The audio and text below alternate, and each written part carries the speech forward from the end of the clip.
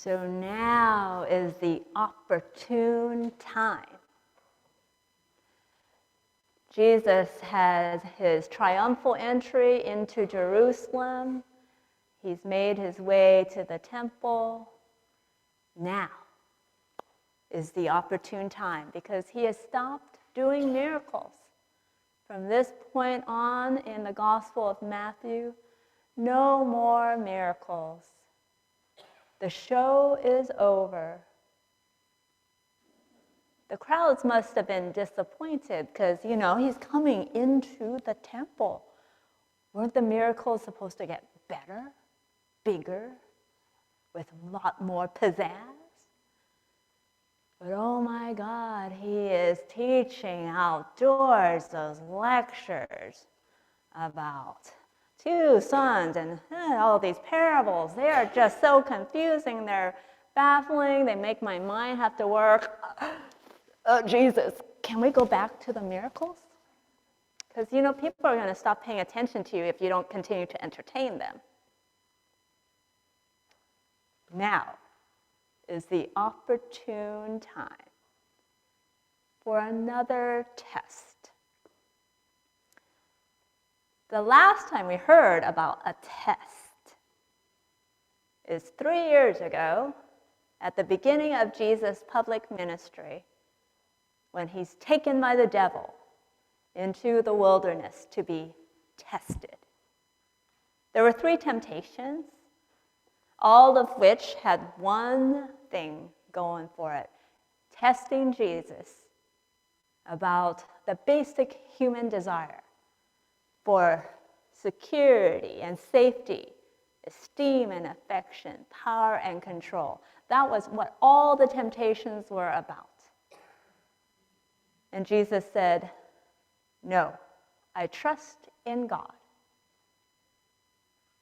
And the devil wasn't done, though. So he left Jesus until an opportune time.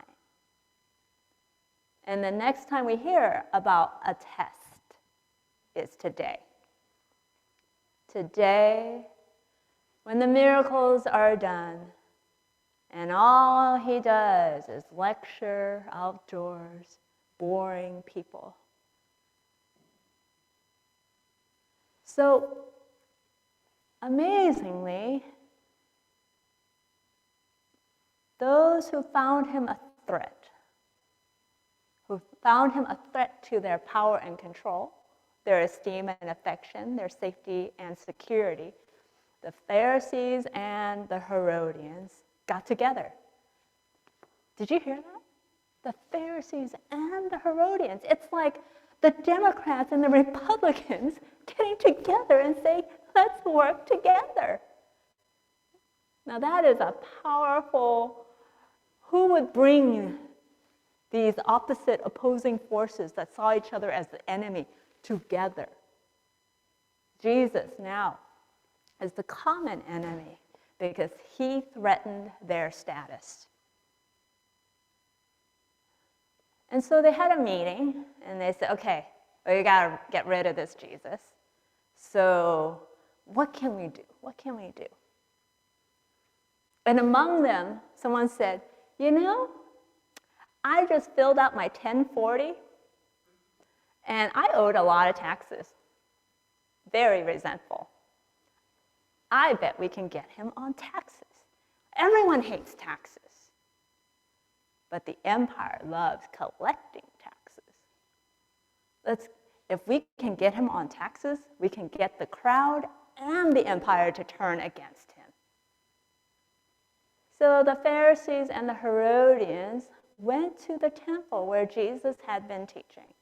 And out by the courts, they come up to Jesus while he's teaching, and they say, "Good teacher, we know that you are a very sincere and wonderful man, great teacher, so we know that you will tell us the truth because we have this question we don't know the answer to.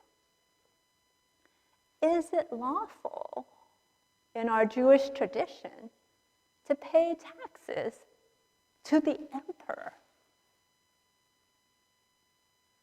And Jesus He started fishing through his pockets.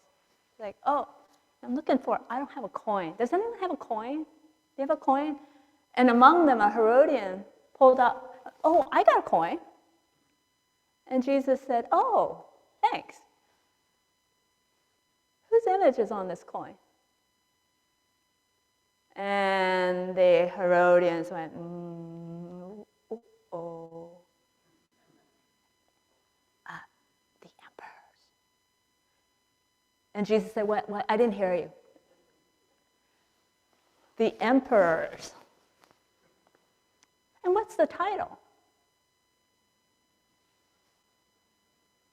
Augustus the Divine.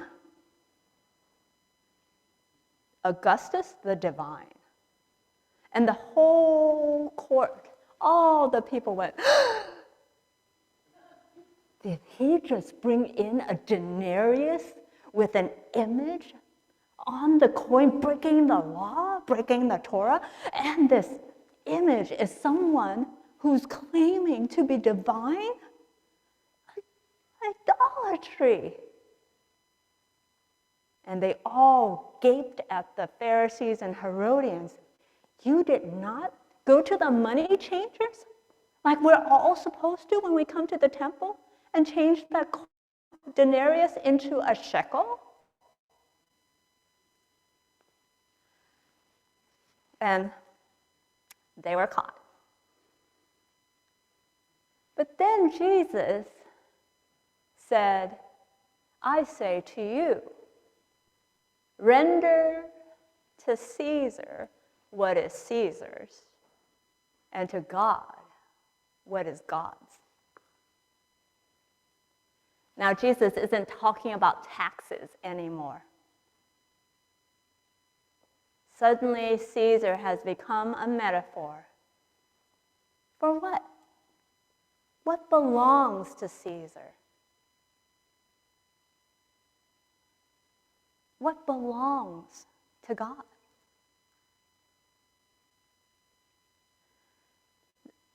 The image of Caesar is everywhere. Among all the distortions of our life, these images around us that try to make claim upon our souls, try to tell us who we are, give us our identity according to Caesar. What might those things be? What are images that you wrestle with, that come at you, and you sometimes don't know if this is who you are? Are you weak? Are you stupid? Are you not loved? That can be an image of distortion. Are you wonderful and better than the next person? That's a distorted image. The reality is that there is always this contest within our souls, Caesar and God. All these distorted images that come at us. And the way I think we know we are being gripped by an image of Caesar is when we draw out conclusions of this world that lead us to conclusions of despair, of absurdity, of meaninglessness. And they are so compelling sometimes, these images. Only a rational person would conclude in this way. And yet these conclusions actually bring us to the very place we don't want to be, which is without hope, without generosity to one another.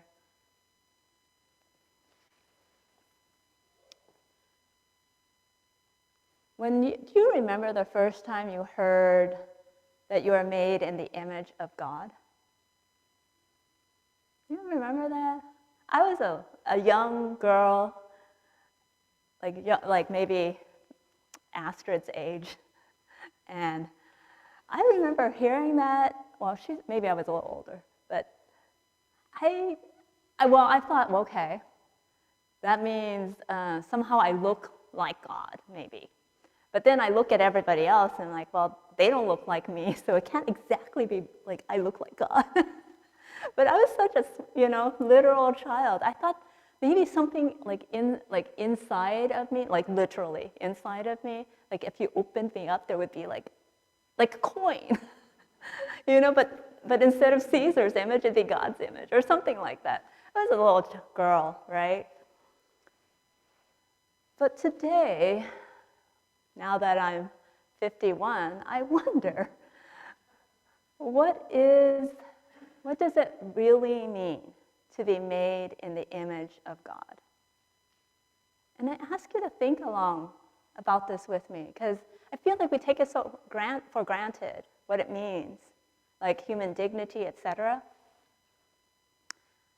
But today what I am thinking is that the images that are aligned with Caesar, that make claims on who we are, that sometimes have us drawing out the strangest conclusions about the world in a spirit of despair and absurdity. I think what the image of God is that it proclaims, no matter what distortions are there that are churning around us, putting their hands on us, there's something within all of us that cannot be distorted. That the truth of who we are cannot really be distorted. And so though we are finding ourselves sometimes spun around so that we live on the margins of this deep reality, when we are remembering that God's love for us is so deep, it can never be distorted, no matter how distorted our lives are. That, I think, is what it means to render to God what is God's. And that invitation of that deep love that loves us so, is always inviting us to come back to this place that is our home. And just let those images do their thing, but you know, no matter how hard and confused or addicted or that there's within you, there's a place that is not distorted.